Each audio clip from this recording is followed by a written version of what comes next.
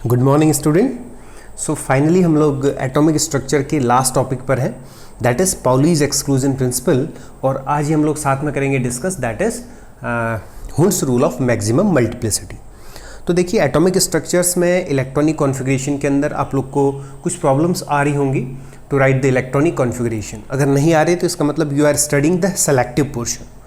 अगर आप through out whole study ये कर रहे हैं तो आपको प्रॉब्लम्स हो रही होंगी, little bit of confusion on writing the electronic configuration. तो वो धीरे धीरे आपको विथ प्रैक्टिस वो क्लियर होगा।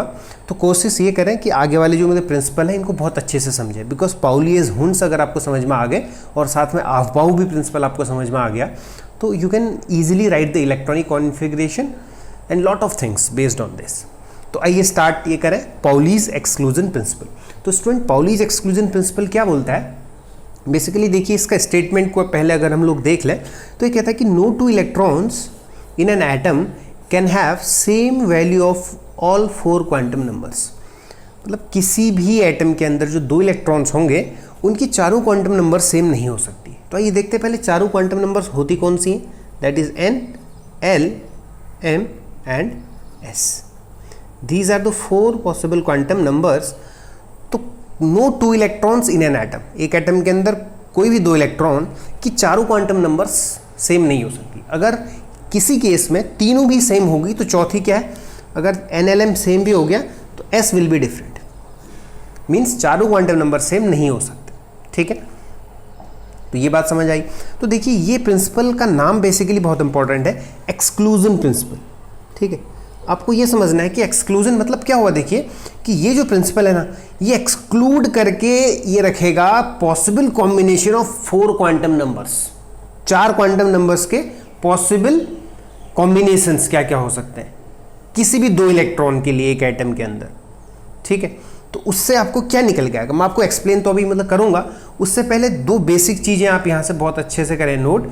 1-2 पॉइंट्स हैं, उन पॉइंट्स को वैसे आपको आते हैं बट बेसिकली ये पाउलीज एक्सक्लूजन प्रिंसिपल से निकल के आया है, तो वो आपको मतलब समझना है। क्या समझना है? पहली चीज़, द मैक्सिमम कैपेसिटी, मैं लिख रहा हूँ यहाँ पर मैक्सिमम कैपेसिटी, नोट करें आप, maximum capacity of a main energy shell, of a main energy shell is 2n² electron.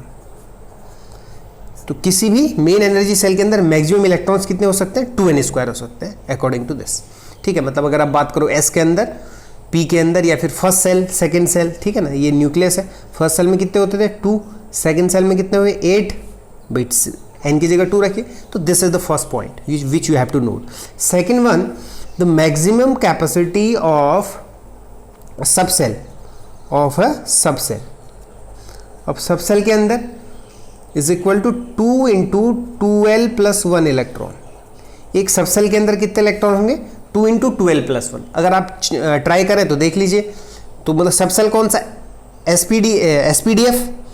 तो देखिए, l is equal to 0, l is equal to 1, l is equal to 2, l is equal to 3, that is SPDF। These are subshells. अगर आप ये सोचो कि S subshell के अंदर maximum कितने इलेक्ट्रॉन्स होंगे तो आप l की वैल्यू कितना रखेंगे? 0 रख दीजिए। 2 इंटू 0 प्लस 1, तो मैक्सिमम कितना आएगा? 2। L इज इक्वल टू 1 रखिए, 2 इंटू 1 प्लस 1 3, 3 2 या 6। तो P के अंदर मैक्सिमम कितने इलेक्ट्रॉन्स होते हैं? 6 होते हैं। D के अंदर देखिए, L इज इक्वल टू 2 रखिए, 2 5 या 10 plus 1, sorry, L is equal to 2 रखिए। तो यहाँ से नंबर इलेक्ट्रॉन कितने आएंगे? 2 into 2l plus 1, that will B 10। D के अंदर आपको पता है कितने सबसेल होते हैं, कि सॉरी कितने ऑर्बिटल होते हैं? 5। देयर आर 5 इलेक्ट्रॉन्स, मतलब 5 ऑर्बिटल्स, एक ऑर्बिटल के अंदर 2 इलेक्ट्रॉन्स होंगे। इसी तरीके से L इज इक्वल टू 3। ठीक है, ठीक है ना। तो L, अगर आप D के केस में L इज इक्वल टू 2 रखिए, 2 2 4 प्लस 1 5 2 10 इलेक्ट्रॉन्स आएंगे, 10 इलेक्ट्रॉन्स।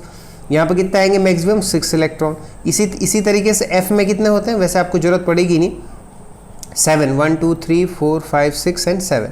अब L इज इक्वल टू 3 रखिए, 3 2 जा 6 प्लस 1 7 2 या 14, तो एक के अंदर 2, मैक्सिमम 14।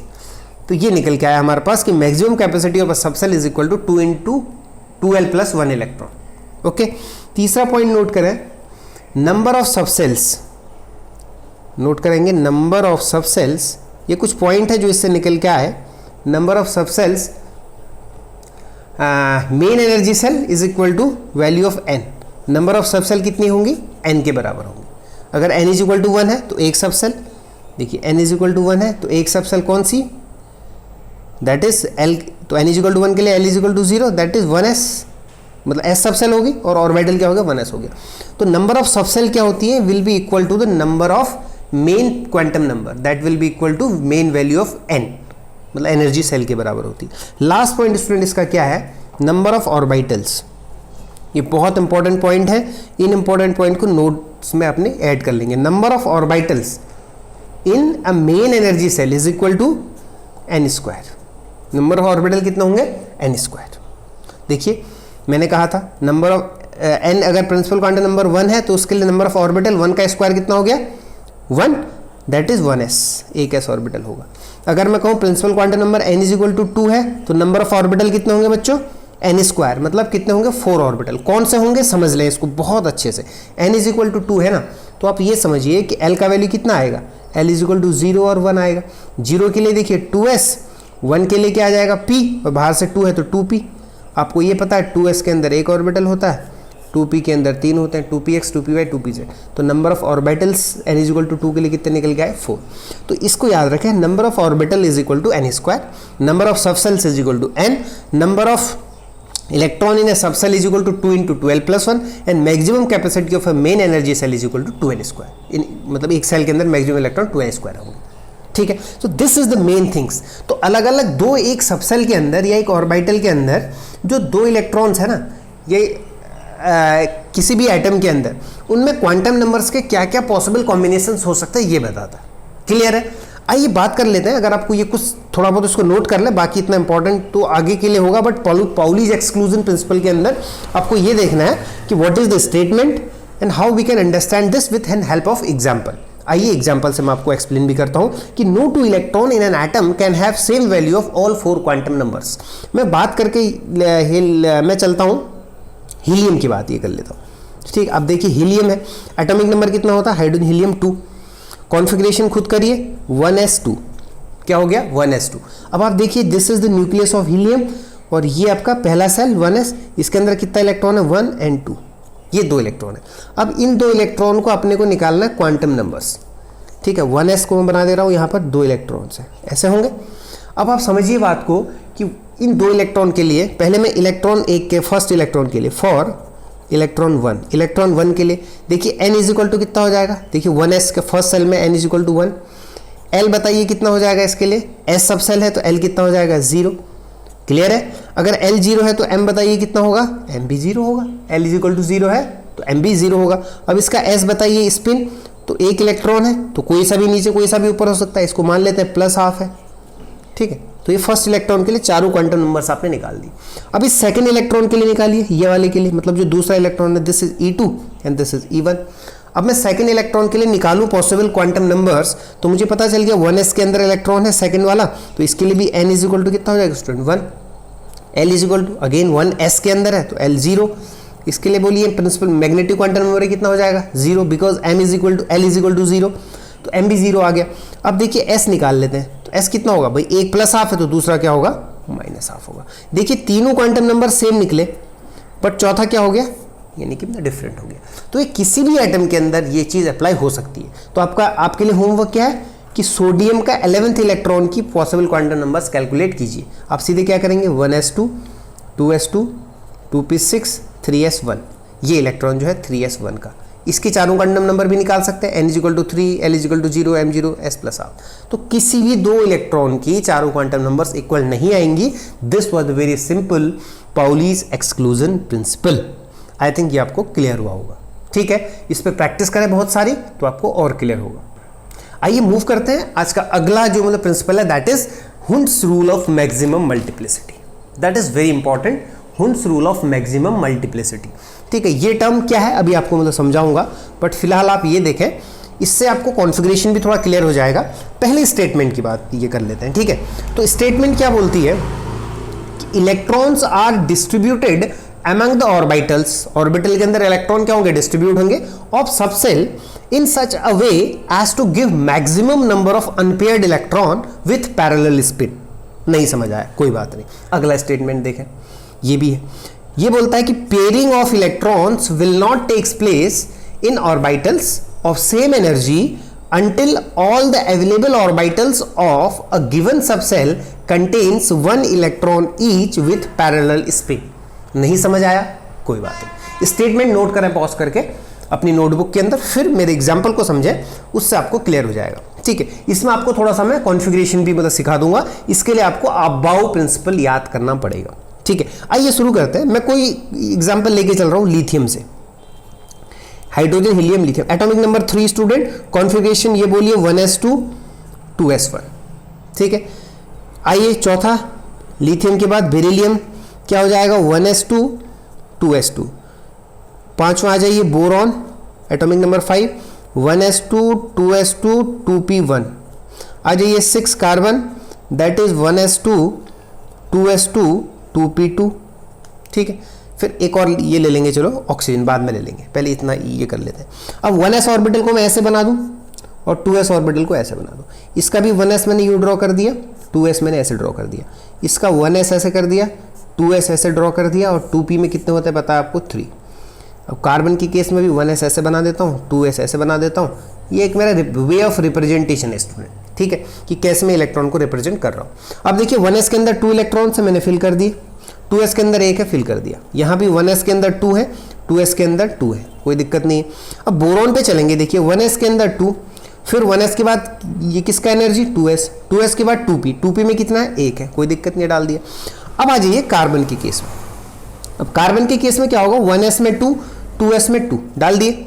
अब देखिए 2p में 2 इलेक्ट्रॉन्स है।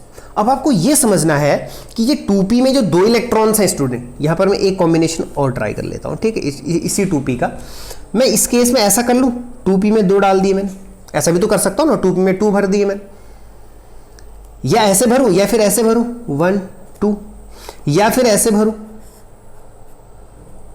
ऐसे भरूँ, हो सकता है, हो सकता है ना, और भी कॉम्बिनेशंस हो सकते हैं, मैं फिलहाल आपको समझाने के लिए बता रहा हूं। तो दीज आर द कॉम्बिनेशंस। तो क्या इनमें से सभी सही है? नहीं, ये गलत है, बट ये कॉम्बिनेशंस क्या है, सही है।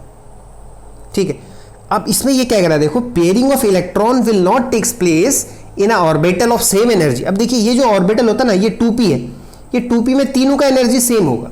अब इलेक्ट्रॉन इसमें भी पहले जा सकता है, फिर इसमें, या फिर इसमें जाए, इसमें जाए, इसमें जाए, या फिर इसमें जाए, इसमें जाए, फिर इसमें जाए, बिकॉज 2p का सबका एनर्जी सेम है। तो इलेक्ट्रॉन का पेयरिंग तभी होगा जब ऑर्बिटल में पहले से एक एक इलेक्ट्रॉन फील्ड है। बट आपने यहां पर क्या किया स्टूडेंट, आपने दोनों को पेयर कर दिया, देखो एक और यहां डाला, एक और डाला। ठीक है, तो ये हुंड्स रूल ये बोलता है कि पेयरिंग ऑफ इलेक्ट्रॉन ऑर्बिटल्स के अंदर तभी पॉसिबल होगी जब उसमें एक एक इलेक्ट्रॉन पहले से मतलब चले जाएगा। ठीक है, ये तो हमने 6 का केस किया। अब मैं बात करूं ऑक्सीजन का, मुझसे पूछा था किसी बच्चे ने ऑक्सीजन का।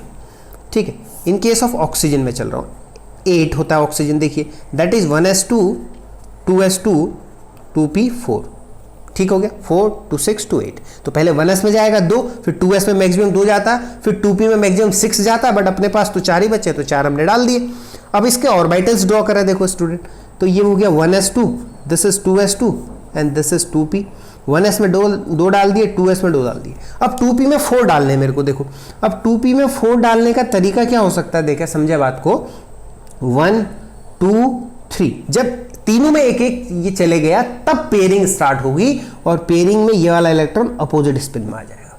तो होने को मैं ऐसे भी मतलब फिर ये कर सकता था 1 2 3 4, बट ये हुंड्स रूल को ओबे नहीं कर रहा।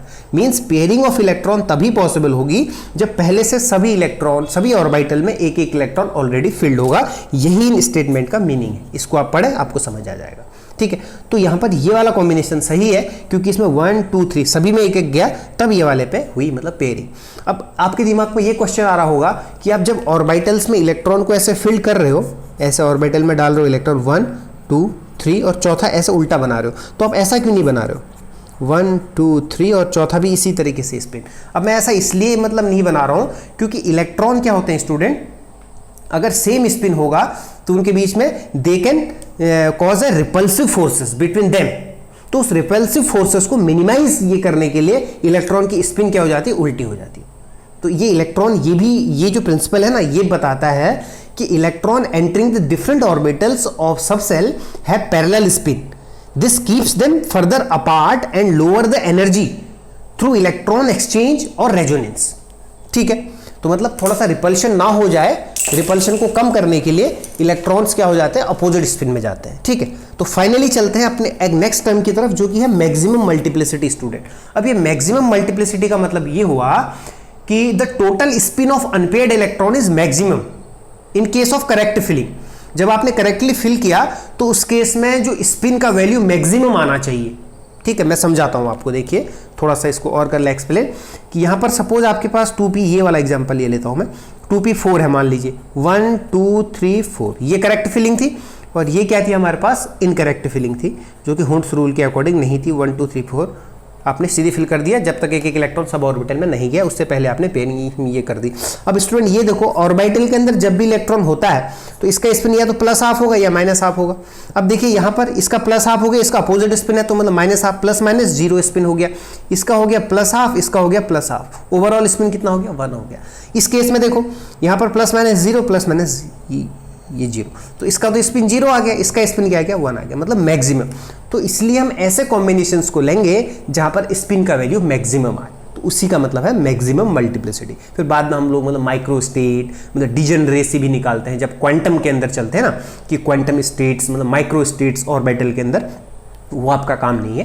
बट आप सिर्फ इस रूल को समझें और इस तरीके से कॉम्बिनेशंस को ट्राई करें तो आपको समझ में आ जाएगा। So this is all about your Hund's rule of maximum मतलब मल्टीप्लिसिटी। आई थिंक आपको ये भी समझ में आया होगा। तो this is all about your atomic structure. तो इस चैप्टर के अंदर जो भी आपके एनसीईआरटी के प्रॉब्लम्स है 1 to लास्ट सारे ट्राई करिए। जो प्रॉब्लम्स होती है मतलब मुझे बताइए, I will give you the solution और पूरा नोट्स कंप्लीट ये करके इसको सबमिट भी करना है आपको। सो टिल देन मिलते हैं नेक्स्ट वीडियो के अंदर मतलब Monday. So till then thank you and have a nice day. Thank you.